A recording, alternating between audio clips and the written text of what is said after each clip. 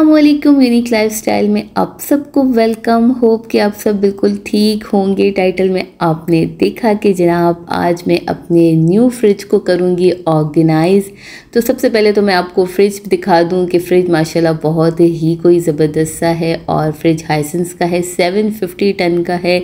हमें आइडिया नहीं था कि ये इतना बड़ा होगा, क्योंकि वहाँ जब हमने देखा था तो बहुत सारे फ्रिजेस थे, उसमें इसकी हाइट का अंदाज़ा नहीं हो रहा था। जब ये यहाँ अकेला किचन में रखा गया है तो साइज़ में काफ़ी बड़ा है, जिसको देख के मैं तो बहुत ही खुश हो गई हूँ। और यहाँ सबसे पहले मैं फ्रिज जो दिखा रही हूँ आप लोगों को, तो सबसे पहले इसमें इतनी ज़्यादा टेप्स लगी हुई थी हर जगह पे। तो सबसे पहले मैंने सोचा उसे रिमूव करके थोड़ा सा क्लीन कर लिया जाए और साथ के साथ आप लोगों को दिखाया भी जाए। फ्रिज में जैसे कि मैंने आपको बताया कि दो फंक्शंस हैं। एक था कि मैं इसको डिस्पेंसर के तौर पे भी यूज़ कर सकती हूँ, थोड़ी सी स्पेस इन्होंने दी है जहाँ पे मैं पानी रख के इसको एज ए डिस्पेंसर यूज़ करती हूँ। और दूसरा था कि ऑटो आइस मेकर भी है इसमें, और वो कैसे होगा ज़रूर आगे आप लोगों से शेयर करूँगी। और ये है ऑटो आइस मेकर बनाने के लिए वाटर डालने की स्पेस, जहाँ पे मैं तकरीबन 4.2 लीटर वाटर ऐड करके ऊपर जो है फ्रीज़र में ऑटो आइस मेरी रेडी हो जाएगी। तो फ्रिज बहुत ही कोई ज़बरदस्त था। और ग्रॉसरी जब मैंने कल की तो उसे सेट करना बहुत ज़रूरी हो गया था मेरे लिए। हाँ, फ्रीज़र वाली जो चीज़ें थी वो मैंने कल आते ही रख दी थी, बाकी सामान और वेजिटेबल्स मैंने अभी नहीं रखे थे।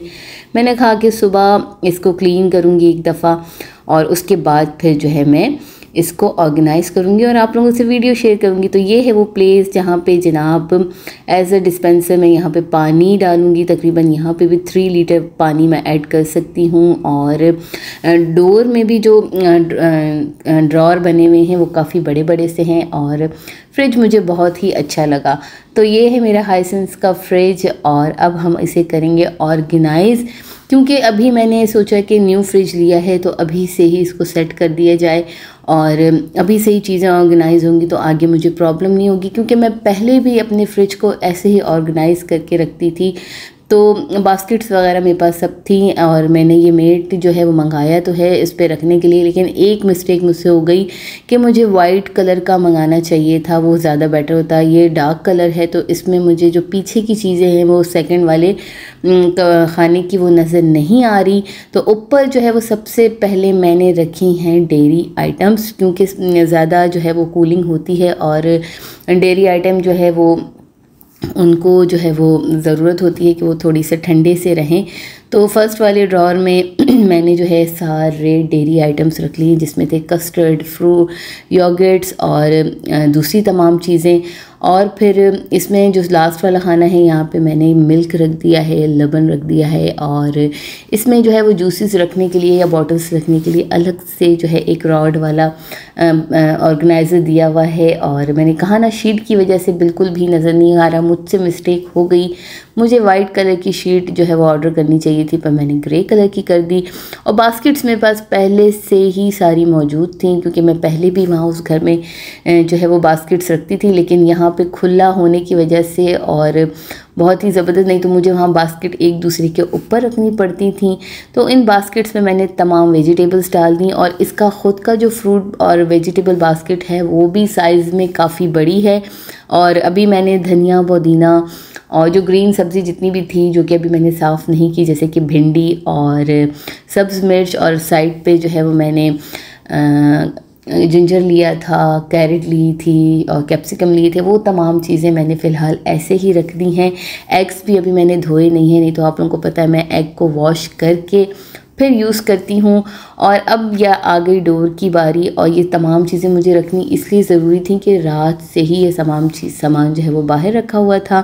तो डोर के भी जैसे मैंने आपको बताया कि खाने बहुत बड़े बड़े से हैं, तो मैंने तमाम जैम्स और ऑलिव्स और जैसे कि आपको पता है टिन फूड में 2-3 चीज़ें यूज़ करती हूँ, जिसमें से है साग, वो मैंने ऐड किए। और सबसे नीचे वाला जो खाना है उसमें मैं तमाम सॉसेस अपने रख रही हूँ, जिसमें थे tomato ketchup, soya sauce, chilli sauce और गार्लिक सॉस, बारबेक्यू सॉस और इतनी सारी चीज़ें रखने के बावजूद भी स्पेस जो है वो खाली थी। तो बहुत ही खुशी हो रही थी इसको जो है वो सेट करने में।